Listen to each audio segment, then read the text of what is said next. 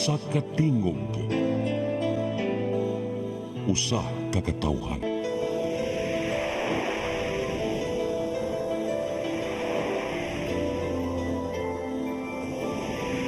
Cebu Catholic Television Network.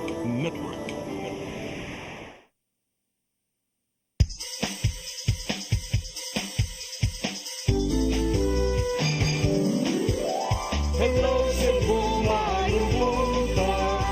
Nagsunta ang kahayag nga nagsulit sa matuod. Kadagan sa anggita po. Hello Cebu, maayong buntag Pinoy.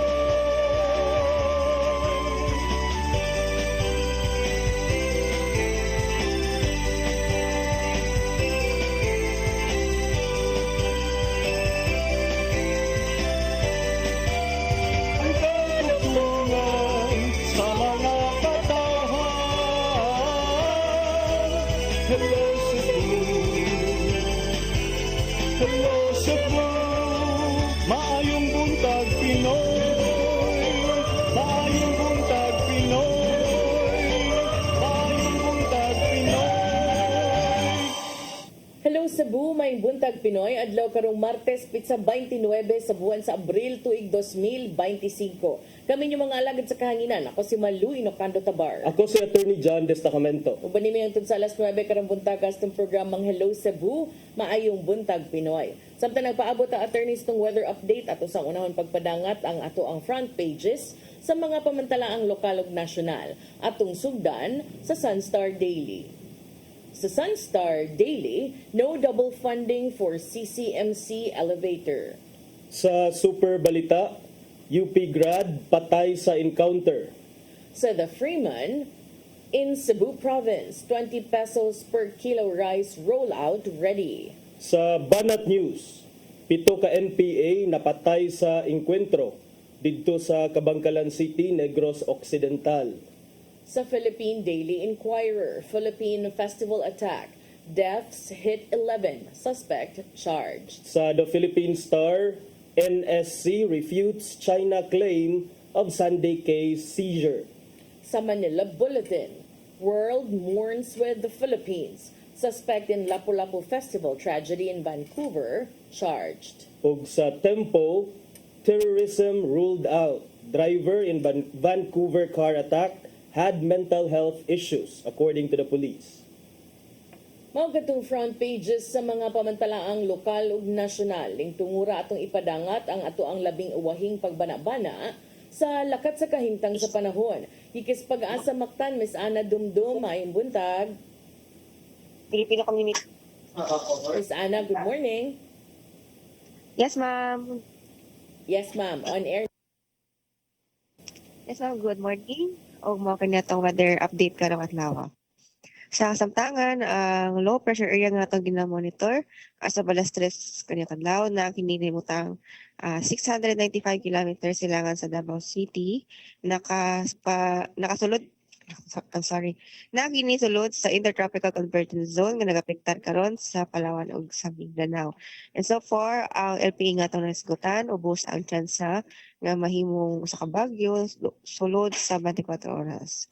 Ang easterlies, umay nagapektar sa nabilisan sa nas, lapit na dali sa Central Visayas. Ug tungod niini, ang Central Visayas, makasinati og generally fair weather, gawas lang sa tsansa sa mga kataong pag-ulan o isolated rain showers or thunderstorms, especially sa hapon o kagabion. O sa atong hangin o kadagatan, hinay ngadto sa kasarangan ng hangin, gikan sa silakan ngadto na sa amin ng silakan ang mga pasalari, inuman kadagatan malinawon ngadto sa kasarangan. Ug diri Subo kadagatan na ay pag-ataob ini alas 11:24 sa kabuntagon ug muhunas ini alas 6:34 sa gabion. Temperature forecast kang adlaw nasa 27 to 32 degrees Celsius ug atong heat index posibleng maabot ngadto na sa 38 degrees Celsius. Ug ang adlaw mo salop niya alas 5 sige na sa kahaponon. Ug dili lang ko kutob kini sa nadumdum diri sa Dios ti Pag-asa Mactan. May buntag, daghang salamat. Dagang salamat Miss Ana Dumdum ug may buntag nga tanan dinas Pag-asa Mactan. Mabalik mi karong taod-taod alang sa atong mga balita. Please stand by. Hello Cebu, Hello Cebu, maayong buntag Pinoy. Maayong buntag Pinoy. Maayong buntag Pinoy. Discover the beauty of the Philippines.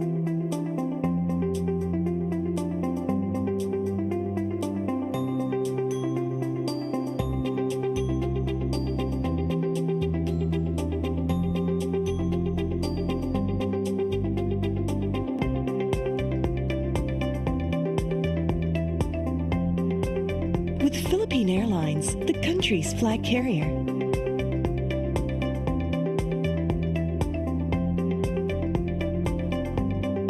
The airline that lets you feel the warmth of the nation.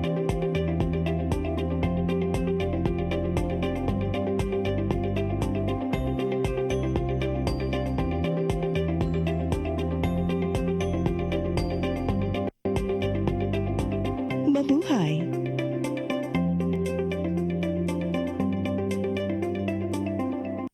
Hello Cebu, hello Cebu, maayong buntag Pinoy. Maayong buntag Pinoy. Maayong buntag Pinoy. Balik sa Hello Cebu, maayong buntag Pinoy, ug karon sa atong mga balita.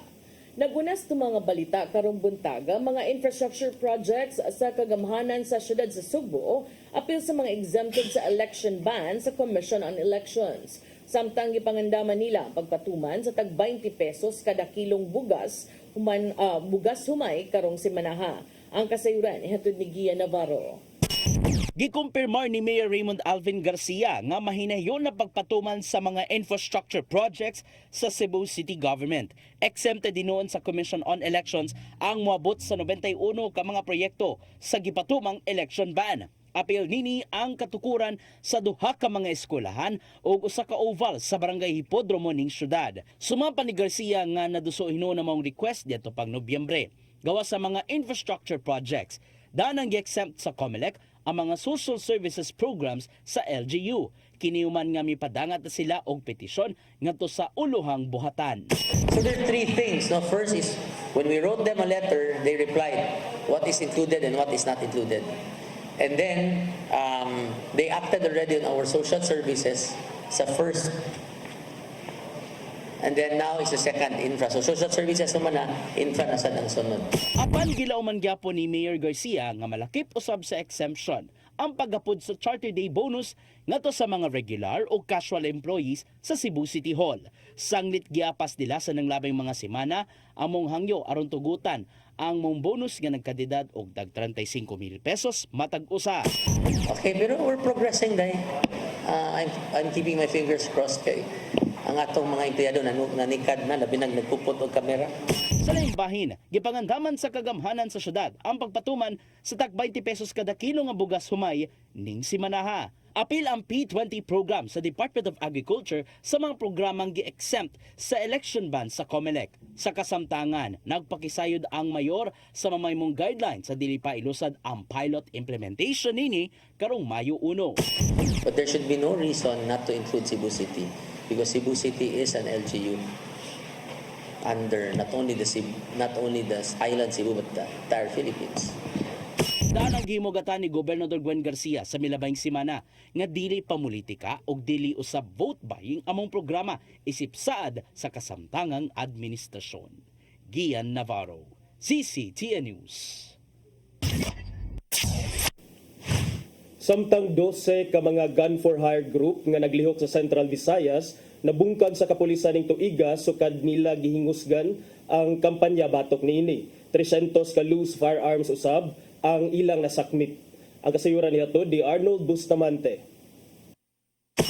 Gipasigarbo sa Police Regional Office 7 nga mabot na sa 12 ka mga gun for hire group ang ilang ganan neutralize sukad nila gisugdan ang paglutos ni kan Enero 12 hangtod sa Abril 2025 sa mga subsug operation bato ni Police Brigadier General Rodrigo Maranan, hepe sa kapulisan sa Central Visayas nga nakasikop na sila og dulan sa 40 ka mga membro nini og pagkasakmit sa 300 ka mga loose firearms atol sa pagsugod sa election period natong Enero 12, 2025. May pagawas og komanduan si Police General Romel Marbil sa tanang Police Tibok Pilipinas nga napuhagon ang criminal gangs nga naglihok sa matag lugar subay sa pagpangandam sa seguridad sa national ug local election sa Mayo 12. Ating accounting simula nung nagbigay ng kautusan ng ating Chief Philippine National Police General Romel Francisco Marbil simula nung January na nagkaroon ng gun ban at election period, naka-neutralize na tayo ng 12 na gun for hire groups dito sa Region 7 at naka-aresto na tayo ng halos 40 na members and leaders ng gun for hire groups at naka-confiscate na tayo ng more than 300 loose firearms na ginagamit ng mga taong involved sa mga krimen, lalong-lalo na ito members ng gun for hires. Lugar ni Maranan nga patutukan niya karon sa pagsikop ang mga gun manufacturer nga naglihok sa probinsya sa Sugbo nga may tinubdan sa loose firearms ang gipanggamit sa mga kriminal. Duha na lang ka semana eleksyon na nga mahinungdan nga iyang gimanduan ang tanang City Provincial Police Office nga pakusgan pa ang ilang kampanya batok sa mga criminal gangs para makabuot ang kamalinawon sa piniliay. Yes, mas paigtingin pa natin for the remaining 2 weeks before election at tayo tuloy-tuloy. Ayan, may bago na naman tayo nahuli member ng gun for hire groups yung involved naman doon sa pagpatay doon sa Busay. So tuloy-tuloy ang ating kampanya laban sa mga gun for hires. Dato naging semana dunay usa ka hitman sa usa ka gun for hire group ang nadakpan sa Mabulo Police Station nga mao responsable sa pagpusil patay sa usa ka lalaki sa barangay Busay. Wala lang una kininganli sa kapulisan tungod kay doon na siya gitug-an kung kinsa ang ilang leader sa grupo nga may nagsugo kaniya sa paghimo sa krimen. Ang maong leader gingong nagtago-tago na kini sa usa sa mga lungsod sa probinsya sa Sugbo nga dalang bigit usab sa illegal nga drugas. Arnold Bustamante, CCTV News. Sa laing bahin, ika-504 nga tuig sa kadaugan sa Mactan, gitimaan sa dakbayan sa Lapu-Lapu, diin usa sa giatangan sa katawhan mao ang reenactment sa Battle of Mactan. Gibanabana sa kapulisan nga moabot sa 5,000 ka mga tao ang mitan-og na himong hapsay og malinaw ng tibuok kalihukan. Ang kasayuran ihatod ni Crystal Joy Felerca. Gibanabana sa kapulisan sa dakbayan sa Lapu-Lapu nga moabot sa 5,000 ka mga tawo ang nisaksi sa reenactment sa Battle of Mactan nga gipahigayon sa Liberty Shrine subay sa pagtimaan sa ika-504 nga tuig sa kadaugan sa Mactan kagahapong adlaw, Abril 27. Kung diin ang content creator nga si Crisalia Ging o mas nailhan nga Habibi mao inidala sa papel ni Reyna Bulacna. Samtang ang partner niyang usa ka modelo nga si Sean Pilayo mao inidala sa papel ni Datu Lapu-Lapu. Gihulagway ni Police Lieutenant Colonel Christian Torres, ang spokesperson sa Lapu-Lapu City Police Office, nga hapsay og malinawon ang tibuok kalihukan human nga wa sila'y natalang mga insidente. Dugang pa niyang way nahitabong stampede sa dihang nidumog na ang mga fans ngadto ni Habibi ug Pilayo human silang performance aron unta magpa-picture. Apan dali ra kining nakontrolar sa kapulisan. Normal naman nga tungod kay kuan sila may kuan ron sa social media. Pero kuan man na nato, manage ra gyapon nato. Na siya personal bodyguard as well as natay mga security sa perimeter. Kapin 130 ka mga PNP personnel ang gipakatap sa LCPO aron sa pagbantay sa seguridad sulod ug gawas sa Liberty Shrine. Samtang sumausab ni Gary Lau, ang officer in charge sa Tourism Office, nga nagmalampuso ng ilang pagpahigayon sa mong kalihukan ug gikalipay niya ang paghangop sa mga uponganon ngadto sa ilang napili nga muda sa papel ni Datu Lapu-Lapu ug Reyna Bulacna. Na-appreciate na namo na inaana na senaryo nga gihangop diay. No? So, overall, ang atong gipakita, at least nahatagan og justisya ang character, pinaagi sa atong mga actors sa ilang pag-perform. But in overall, the celebration focus on the Battle of Mactan. Isugdan ang mong programa pasado alas 7 sa buntag pinaagi sa pagpahigayon og wreath-laying rights sa monumento ni Datu Lapu-Lapu. Pinanguluhan kini ni Department of Budget and Management Secretary Amena Pangandaman nga mo'y guest of honor og Commodore Joselito de Guzman ang commander sa Naval Forces Central. Samtang pagkagabi, gipahigayon usab ang SADSED Festival 2025 sa Mactan, Newtown. Kung diin na po ka-cluster ang nagpasundayag. Apan ang tribo sa mga cute ug chuy nga kabataan sa Barangay Paho ug Pusok mo'y nakakabot sa kadaugan human madeklarar nga grand champion. First runner-up ang pundok sa madaugong gugma sa Buaban Ibo ug Gilangkuban sa Barangay Buaya, Bangkal ug Ibo. Samtang ang Banwa Macganyo sa Barangay Mactan ug Punta Inganyo mao'y second runner-up. Sila usab ang nakakuha sa Best in Audio Video Presentation. Samtang ang Best in Intro Video nakuha gihapon sa Barangay Paho ug Pusok, Best in Costume ang hugpong mananayaway sa Mabulukong Maribago ug Pahak, Best in Musicality ang pundok sa Madaugong Gugma sa Buaban Ibo ug Best in Street Dancing ang Tribo Isla Ulango. Samtang ang pambato sa Cluster 6 nga si Ashley ug Kevin mo'y gikuronahan nga Reyna Bulacna ug Dato Lapu-Lapu 2025. Crystal Joy Felerca, CCTN News. Sa laing balita, ahente sa sakyanan na palgang patay nga adunay samad pinusilan didto sa syudad sa Mandawi ni adtong Domingo sa buntag.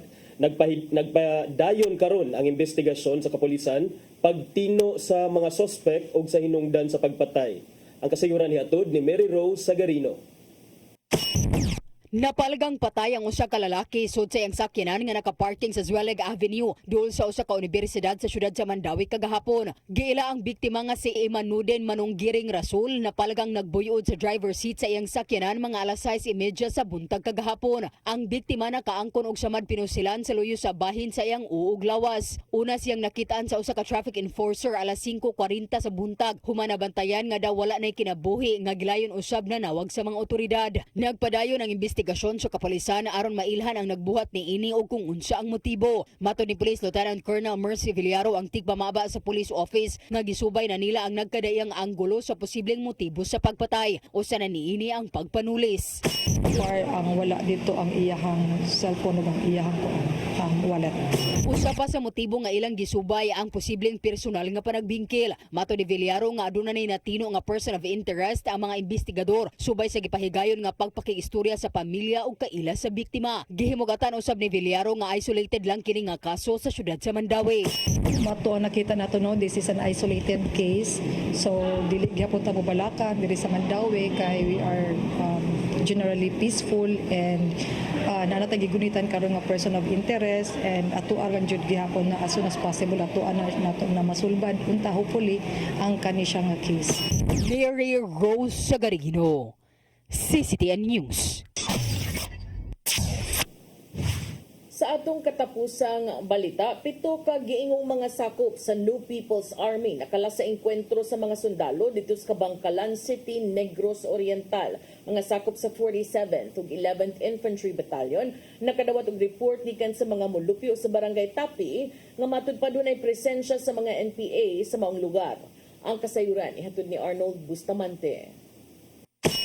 7 ka gito ang sakop sa New People's Army ang nakala sa nitong engkwentro sa mga sakop sa 47th Infantry Battalion ug 11th Infantry Battalion ubos sa 302nd Infantry Brigade sa Joint Task Force Pier sa Barangay Tapi, Kabangkalan, Negros Occidental. Nagsugod ang bilayluay sa mga bala alas 5:30 sa buntag human nga ang 47th IB ni responde sa narawat niini nga report nga dunay komunistang grupo nga NPA nga nasa mga dapit. Pipila ka minutos ang nakalamay. Laging kwentro ang ganitabo sa alas 5:35 o gagisundan kini pag alas 6:09 sa buntag nga naglambigit sa blocking forces gikan sa 11th IB o ang ikaupat nga enkwentro nahitabo alas 6:50 atol sa pagukod sa mga sakop sa 47th IB sa mga misibat nga NPA. Ato sa gimong clearing operation misugat sa mga mata sa mga sundalo ang 7 ka mga patayng lawas sa mga sakop sa NPA o pagkasakmit sa 7 usab ka mga tag-as nga kalibre sa armas nga naglangkob sa 6 ka M16 rifles o usa ka M203 grenade. Subay sa mga insidente si Lieutenant General Fernando Rieg, ang commander sa Visayas Command, midayig sa mga sakop nga walay hunong sa kampanya o paglusad og laing kaparutan sa CPP-NPA nga may nakapahuyang sa mga teroristang grupo. Dugang niya kung unsa ka mahinungdanon ang pakigalayon sa komunidad sa kasundaluhan. Dali nila nga natultulan ang nahimutangan sa mga teroristang grupo tungod sa impormasyon gikan sa mga molupyo nga wala na makauyon sa kalihukan sa NPA sa laga komunidad. Matod ni Rieg nga ang nagtabong engkwentro sa Kabangkalan, nagpadala kining mensahe nga tuga parayon nga mitisok og kagubot sa usa ka malinawong lugar nga dili sila mulampos dungan sa panawagan nga mosanong nasa awhag sa gobyerno nga mobalik na sa samakan sa balaod. Ang 7 nga nakalas gila nga si Reniel Oxin Silyon alias Kumpul, Mary Jane Magilat alias Shoni, John Isidro Sopilanas alias Dalia ug usa ka Serpin Pitong din sila ang habiling sakop sa nabungkag nga Southwest Front. Samtang ang laing tulo mao sila nga John Ray Mijares alias Jai, Glendale Tinio Mijares alias Ayin ug Charity Amakan alias Cha nga sakop sa kani Southeast Front. Arnold Bustamante, CCTN News.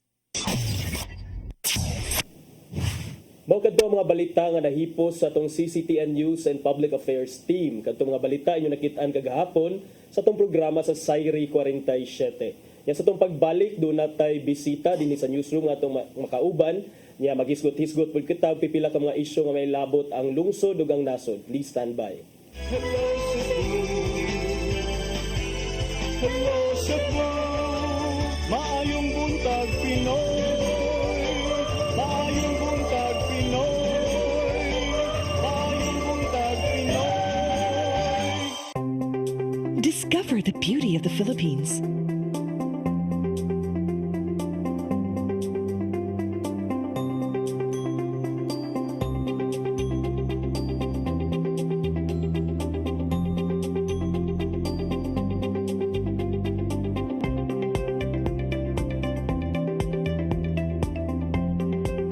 With Philippine Airlines, the country's flag carrier.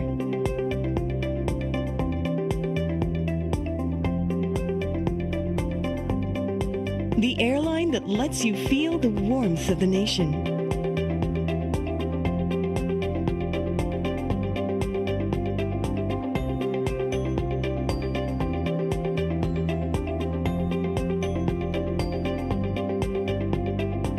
Mabuhay!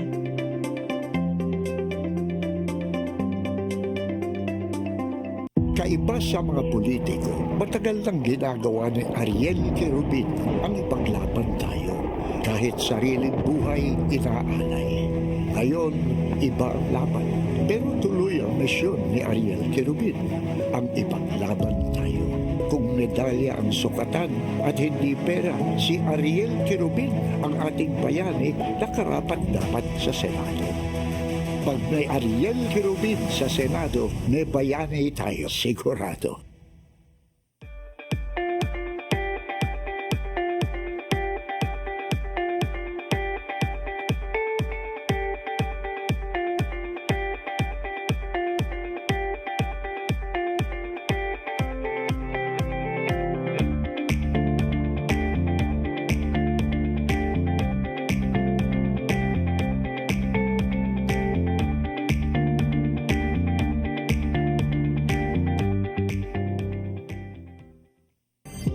Ito ang programa kung saan magko-collaborate ang ating mga ozone na doctors para ibahagi ang kanilang kaalamang medikal. I believe with all my heart that the Lord is allowing us to understand that He's the one who are extending this life and we have to really take care of our life. Yes.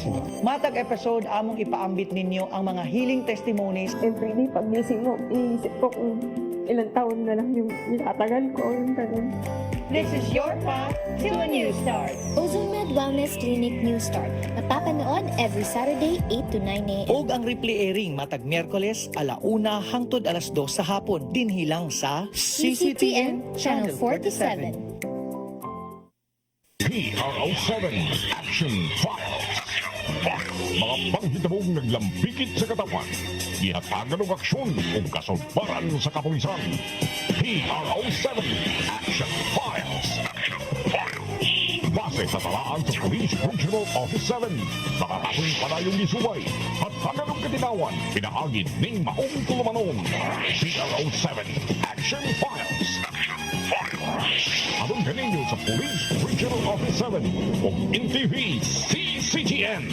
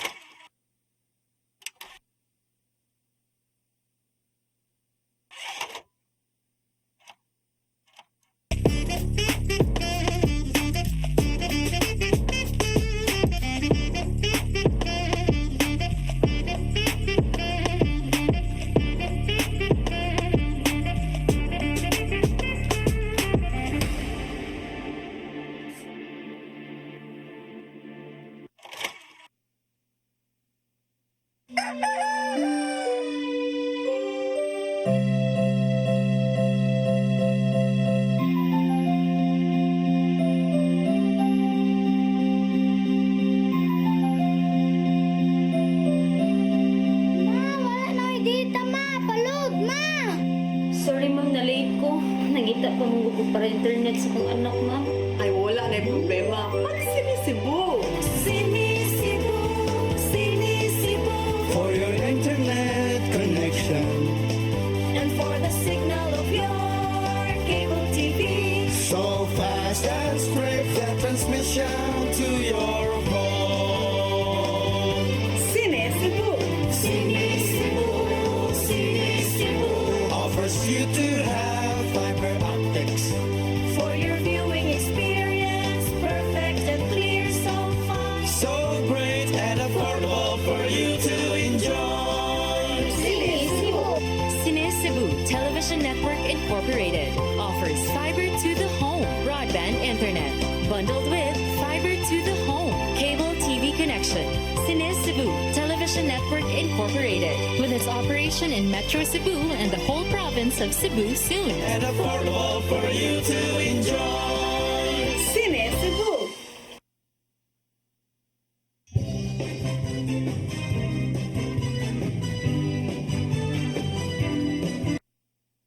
Hello Cebu, hello Cebu, maayong buntag Pinoy, maayong buntag Pinoy, maayong buntag Pinoy.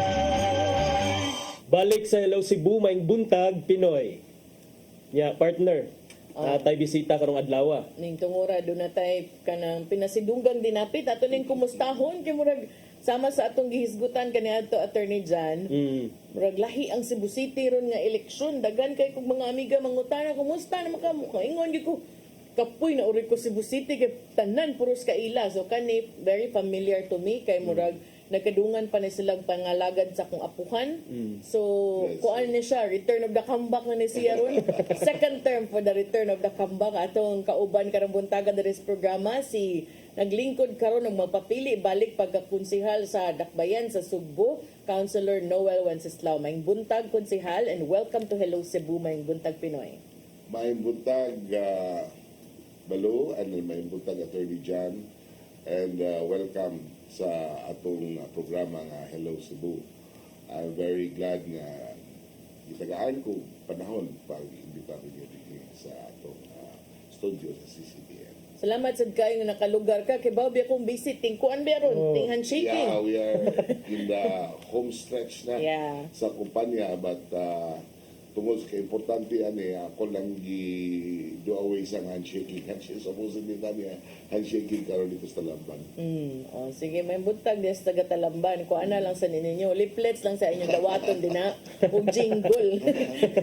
Amo sa ningin na on ron. So, kumusta man tud ang kampanya? Well, it's it's really very tedious. Kapoy yun.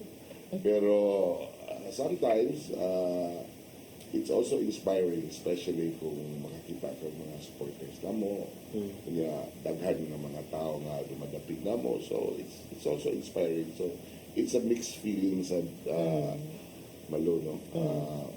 Sometimes usahay sa frustrating kay ingabot mo dito sa lugar, gamay na sa king tao mga tao. Depende kung balwarte speakas. Abi na ko maingon ka kons ka permi daghan ninyo ha. Di man yun na malikayan. Na lugar nga say ingabot mo dito na ray upat. Bata lang palingkuro. Nasa usay ingabot mo pati daghana. Especially if kandidato sa PICAS po ang inyong giadto nga lugar. I know, I'm sure nga anad na ka na, pero kanigid curious kay ko konsihal. This is the first time in the history of Cebu City nga upat ka grupo ng Lansar, murag nag-iyahay na lang, naapil pa ming Dennis pag pinili ay mga konsihal, tawagan mi, kuwang na lang kaming duha magkontrapartido. So, and I understand it, no? It's because kining grupo hatanan, as you said during the break, grupo raman tatanan kani adto niya. Sarap ka grupo. Yan nagbuwag-buwag sa maayong kabubuton o side sad maayong kabubuton. So karon kumusta man ang kampanya nga daghan kay mo magpapili? Well, actually upat ka grupo, no? But then all sa akong bahay, no? All of them are especially katong mga karaan. They are all my friends. So, more or less, wag yung ingon na sa ako, when I talk, I always talk, what can I do for Cebu City? Nag-iuban nga, tira-tira nila, tira-speakers, but isod mo sa kayo mo yung mga bigom na dito. No, for me, I'm always, kung sa'yo ako nabuhat, and what can I do for Cebu City?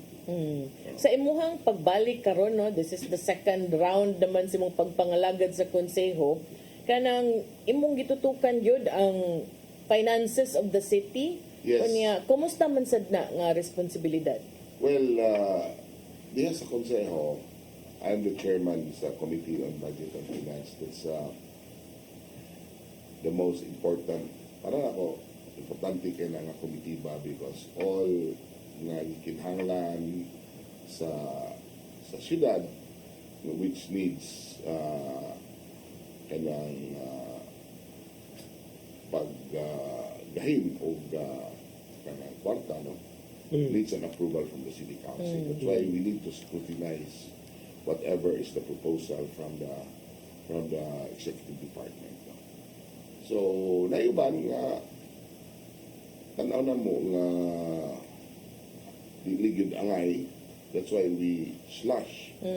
But there are also mga propose nila nga tanaw na mo nga angay patasan. So we have to increase it, no? That's what we did when we did the annual budget. So apil na ba ni katong imuhang giingon nga hangtod karon murag wa pa gyud na mura mang gudmog nagkuan mo, nag-stalemate mong tanan diha. Understandable sad kay tulo naman ni ka grupo, but beyond kanang politika and alliances konsehal, kanang unsa mong gyud na hitabo ato ngano man sad nga atong gi-slash ang katong budget, no, nga giduso unta karon nga mura na nagtinubagay na si Mayor Raymond Alvin Garcia ug si Vice Mayor Dondon Ontiveros na unsa day na.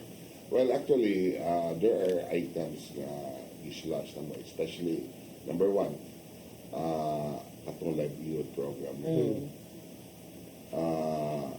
We propose sila for 2025 of 200 million for a livelihood program.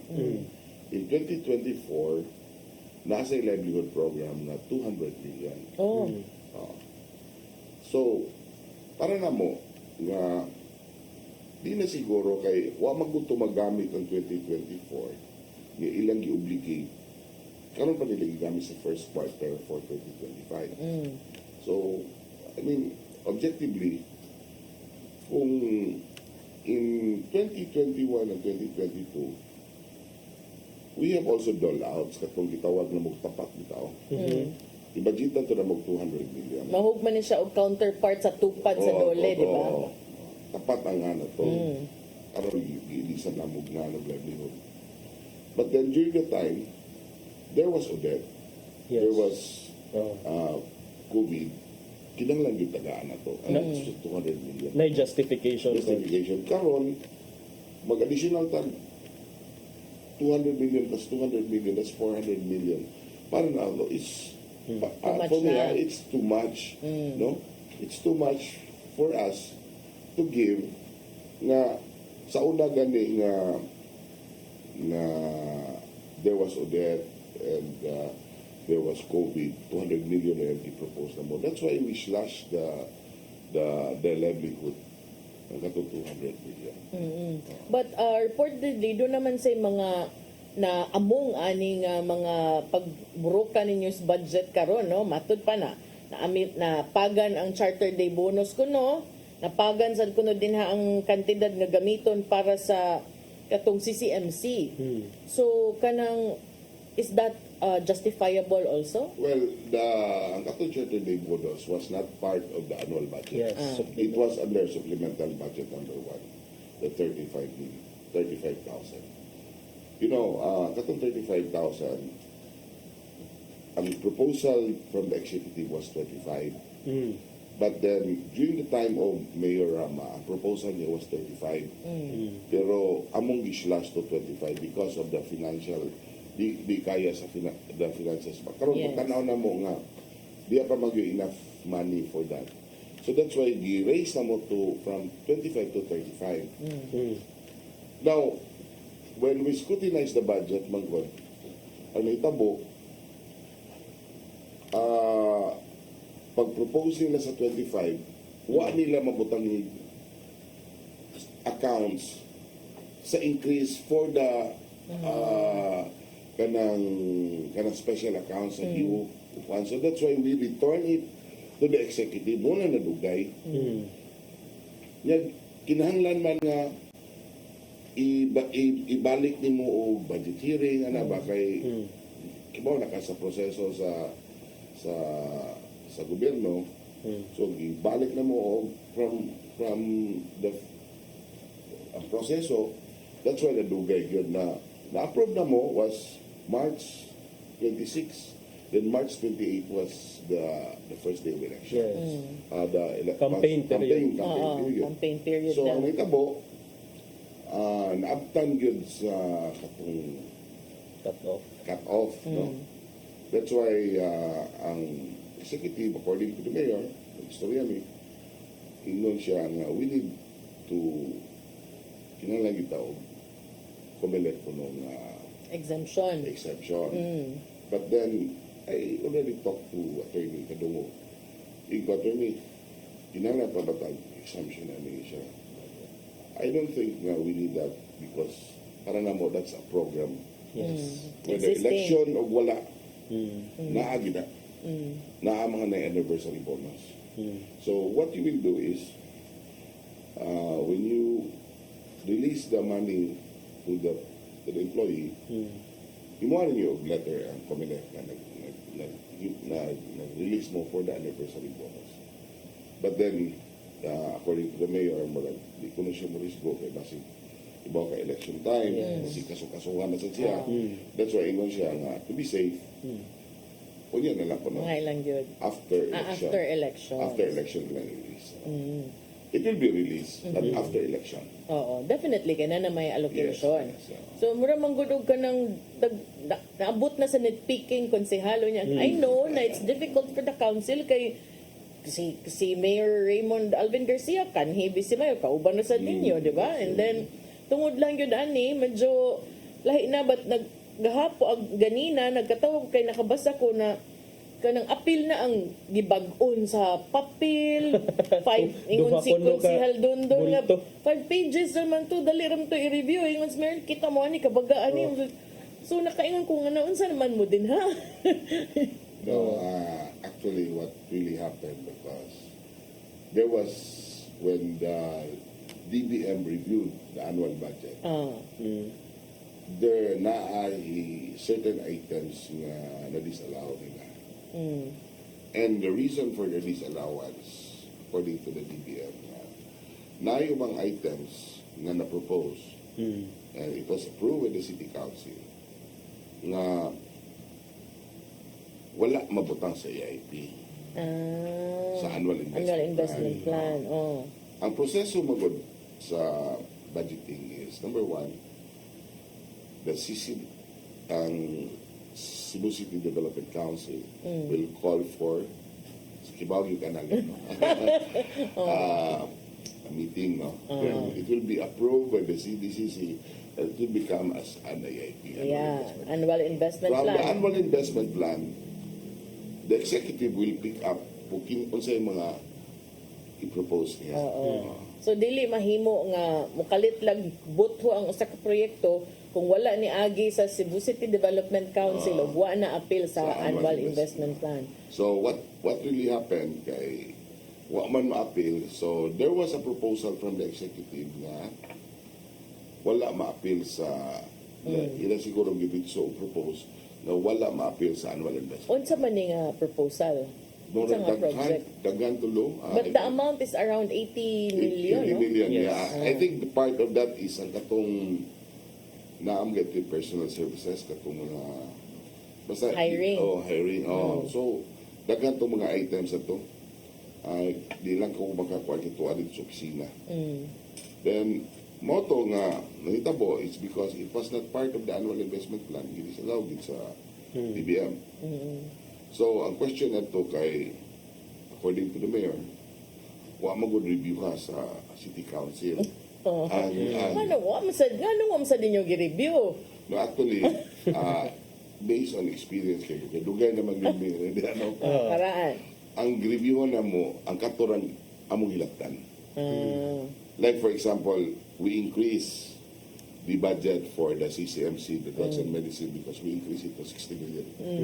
We'll see to it nga, increase na mo for additional 60 million is within the EIP.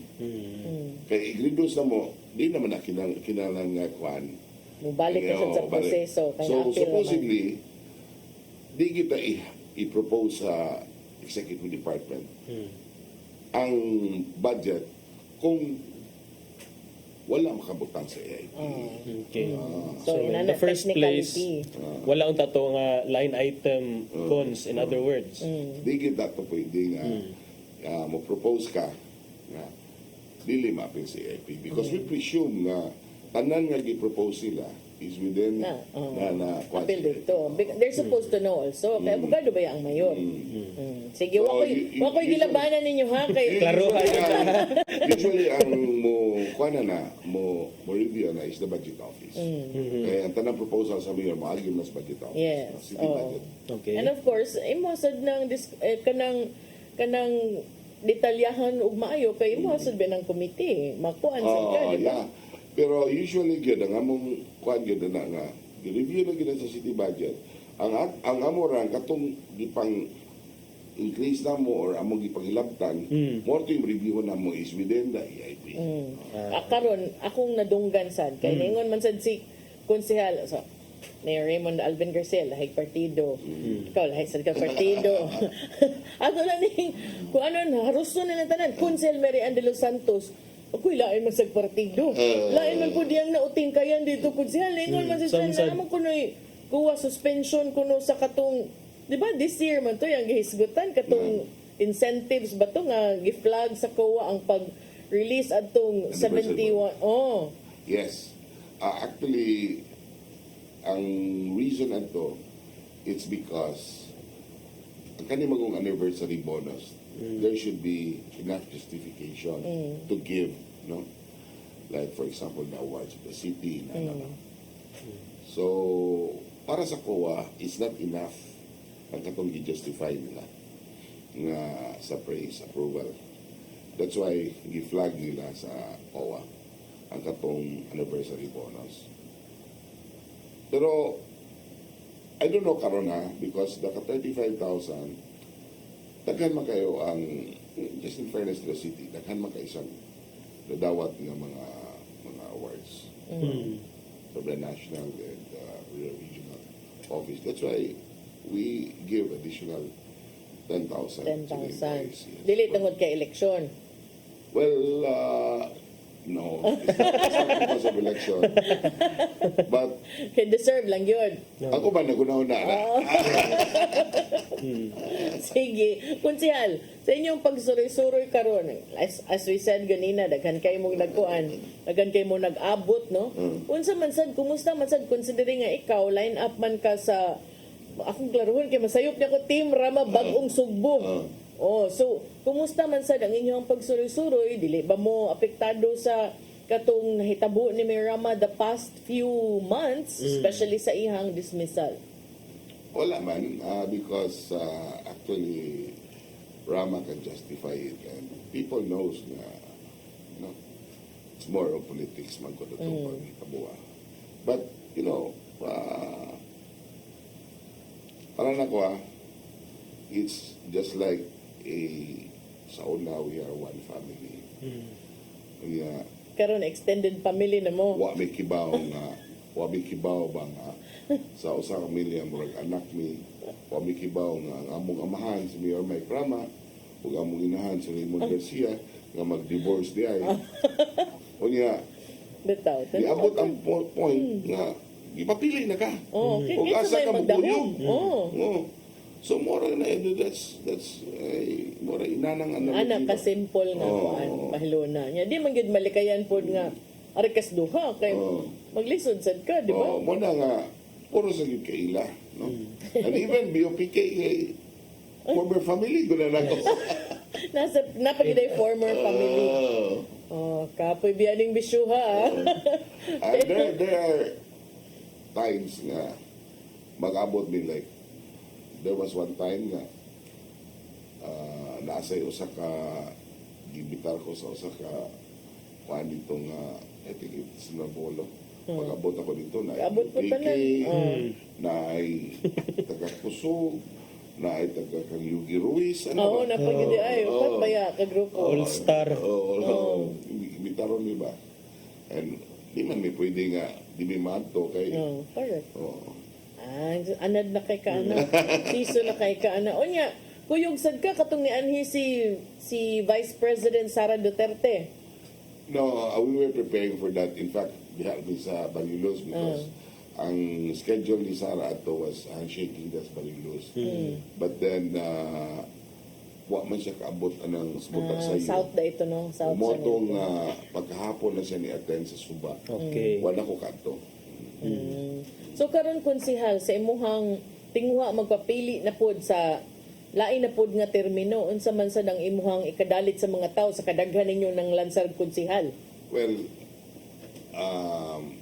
as usual though, I'm the chairman of the Committee on Budget and Finance because it fits my qualification because I'm a certified public accountant. So, ang ako rin kadalit sa mga tao is because importante magkain ng committee baha because ang kanang committee baha, no, ngano kay unsa na ka-importante because kita manggoy ma-approve sa paggahin sa kwarta. So we need nga ayuhon ginato paggahin ng kwarta nga number one, dili mo sikusikan. Labaw sa tanang di maabusuhan. That's why we need to scrutinize the budget. So ikaw sa tigbantay sa budget sa city. Yes. That's why mo na gitawag na to nga part of our duty as a councilor is check and balance. Although amigo ta, kaila ta, but ang primordial na itong responsibility is ang mga katauhan sa siyudad sa Cebu. Attorney, question. Question. Ako alang cons kay for the longest time pila na this is your second sa imuhang ikaduhang comeback turns? Yeah, actually I dugay ko sa barangay attorney. I was with the barangay official for 25 years. 25 years. Then karon kay 2010 nagsugod ko pagka-consider up to 2016. Nalkansi man ko pag 2016, karon nakabalik ko. So this is my 9th year. Pero first term na ko. First term ni mo. Sa pagbalik. So what keeps you going back cons all these years? 25 years ingon ka. Pero unsa man jud imong motivation para sa pagpapili, pagbalik isip konsihal? And then what are your future plans now? Doon na pa Well, you know, I learned to love to serve. Kana bang nakato nakapagserbisyo ba? Then murag kung mawa kay ka, there was a time nga naalkansi ka nga nawa ka serbisyo. Ngaw na gyud. Laay ka. Oh, wala ay na gyud ka. You know, there's wala gitawag nga na siguro ka, but you know, nagyo kay passion ba? Serve. Mao na gyud na imong kuan. Na naman tani linya, so to ano na gyud. Also understandable nga kay murag many years in the barangay sa Nisiya. Yes. To me actually no without Yeah, kibaw sa maluan na because ang starting point magubing mo to serve is the barangay gyud. Yes. Mas importante gyud nga ang mga kasagaran gyud nga gikan gyud sa barangay because they know gyud ang unsa gyud mga problema from the grassroots level. struggle on ground mo nang para nako mas nindot sad og naakay ka ng higher positioned officials nga naay barangay experience kay sila man gyud mo yung mga tubang sa mga tao kanunay gikan sa lubong atus bunyag atus kasal atus sa kasakit ug kalipay gyud. Apil pista. Naaga rin daghan gani nga problema sa barangay nga di na maabot sa syudad. Masulban na kayo sa Barangay level. Pero kung di na makaya sa barangay level, mo na mo adto na ka syudad. Escalate na ka siya. Imo nang itumod nga to. Okay. Nya ato sang taga-agigayon si Konsel nga mga manamilit og mohatag mensahe sa iyang mga supporters ug sa mga tibok norte distrito na lang para kuan tingob. Thank you, Lo, and thank you, John, for inviting me. And of course, to CCTN, atong programang Hello Cebu. I hope na karong ilan naman lang kaadlaw, eleksyon naman. So, ang ako lang, I offer myself na gusto ko magpadayon sa akong pagpanerbisyo isip konsyal sa siyudad sa Subo. Hinaot ko nga inyo niya ko suportaran uban man sa ako Partido Barog, Bagong Subo, Team Rama. Hindi na lang nato ipa-mention imong line-up ha, kay Ayun na. kamay na din. Ibaw na sila kita na. Oo, salamat kaayo konsyal sa imong paghapit o kanang good luck sad sa imong umaabot nga karong Mayo 12 sa imong pagpapili. Di ka kakampanya ani kay talisay man ni po medilin man ni putan. Thank you. Thank you. Salamat sa pagbisita ko. Balik ta human sa pipila ka pahinumdom, please stand by. Okay. Hello Cebu, maayong buntag Pinoy, maayong buntag Pinoy, maayong buntag Pinoy. Discover the beauty of the Philippines.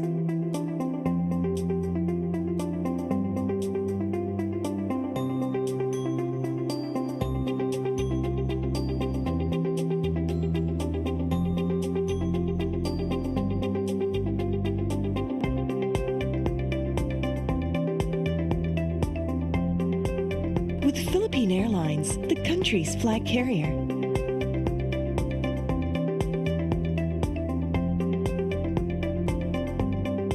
The airline that lets you feel the warmth of the nation.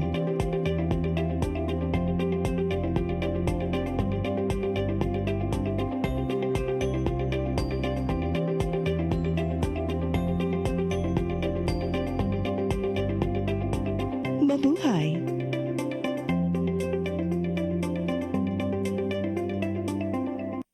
Hello Cebu, hello Cebu, maayong buntag Pinoy, maayong buntag Pinoy, maayong buntag Pinoy.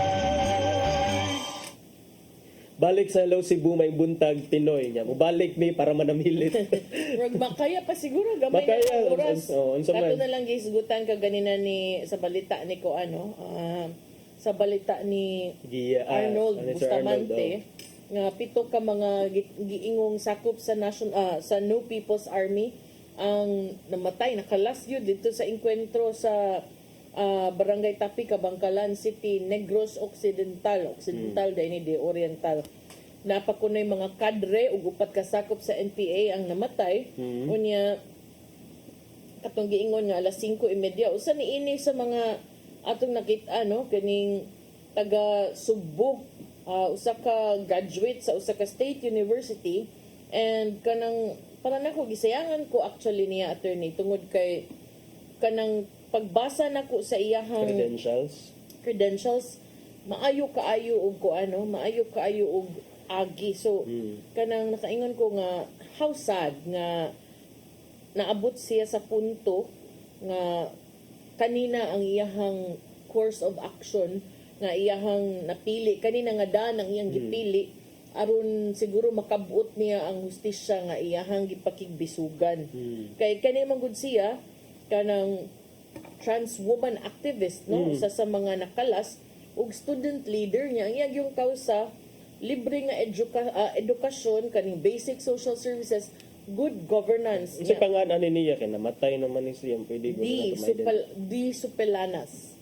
Unya apil gud sa iyang kausa kining good governance kanang democratic rights o kaning pakigbisog gyud batok sa mga pagpangdaog-daog. So daan na siya kaniadto pa sa panahon ni Duterte, very vocal. Unya nanawagan gani ni katong mga di kanumdum ka atong na nangamatay sa panahon ni Duterte katong Oplan Sauron katong giingon nga 14 ka mga mag-uuma ang nakalas ni atong 2019 so to me sayang kaayo while I admire her sa iyahang baruganan but I still think na there could have been, ending a person's life like this, there could have been a better way to fight for the causes that you believe in. Pero kanang luoy pod, especially for the parents. For the parents, kana, Oo. exactly.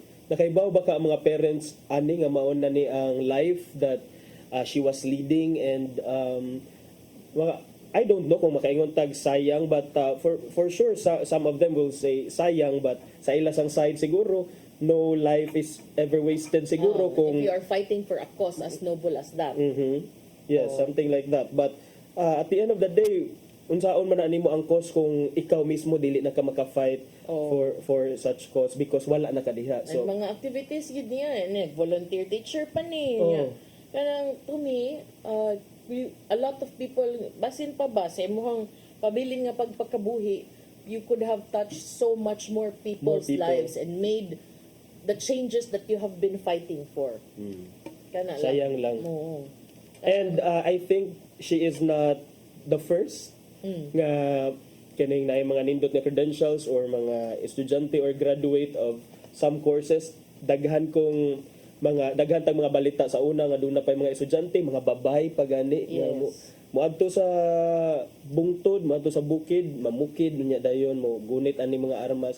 This part of the risk ang imong One of those nga akong na-meet nga pinakaingon din ko very sayang, very sad was kato si Marvin Marquez. I was still a reporter, nagkaila may adto niya sa anak bayan to siya tigpamaba, and then sunod na lang namong naibawaan, he was brought home kanang in a coffin. Oh, and kanang to me man good, that was very unforgettable kay iyang papa wa man good kabaw, and to see your child, that to me was very painful kay murag eldest siya, only boy, inana ba, so kana moy kanang to me very unfortunate, no. And we pray also for the souls of those nga nakalas sa maong engkwentro.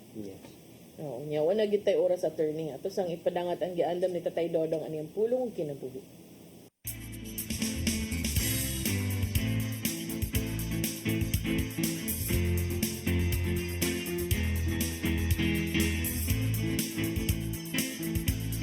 Ang pulong mo, ang diwat sa garang ko. Matag binuhat, dunay konsensya. Kung kini mo ang iyang giya sa pag-ila sa husto o sayo. Sa kiniladman sa imong konsensya, ikaw matukmod gayon sa paghimo og maayo o sa pagdikay sa lautan. Busa may danon na pagpamati gayon kung unsay gisulti sa imong konsensya. Kay kung dili ka maminaw nini, guba ang imong kinabuhi o magpuyo ka sa kinabuhi na puno sa sala. Sa 1 Pedro 3:16 nangingon, batuni ang malinis na konsensya. Sa matag higayon nga kita mubaliwala lang sa atong konsensya, ang atong kasing-kasing mahimong tiga. Hangtod nga mabot na gayon ang higayon nga dili ka na magpanuko sa pagbuhat o dautan. Sa 1 Timoteo 1:19 nag-ingon, ug padayon sa imong pagtuo ug malinis na konsensya. Ang ginagmay nga sala, kung magpadayon, makamugna og dakong kadaot sa imong kinabuhi. Hangtod nga maglisod ka na sa pagbangon ug dili na mausab pa ang mga pangitabo. Busa mainungdanon ang pagpangayo kanunay o giya sa Espiritu Santo. Kay siya ang magtudlo kanimo sa husto nga dalan nga ngayong subayon. Mga igsoon, mo kini ang pulong nga maghatag kanato giya sa atong kinabuhi. Pagampok kita. Lagi ito naman, maglisod kami pagbuntog sa sala nga kanunay magsunod-sunod kanamo.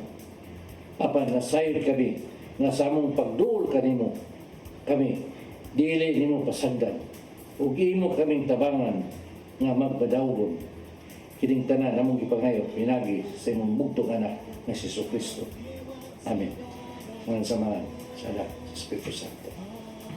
Ang pulong mo, ang diwat sa garang ko.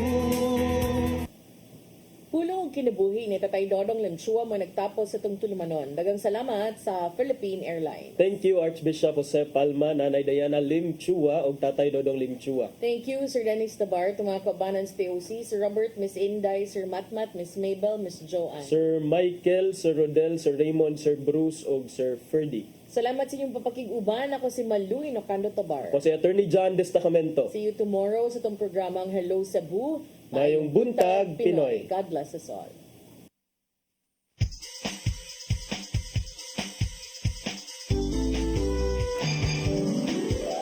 Hello Cebu, mayong buntag, yaksinta ang kahayag. Usa ka pagtuo. Usa ka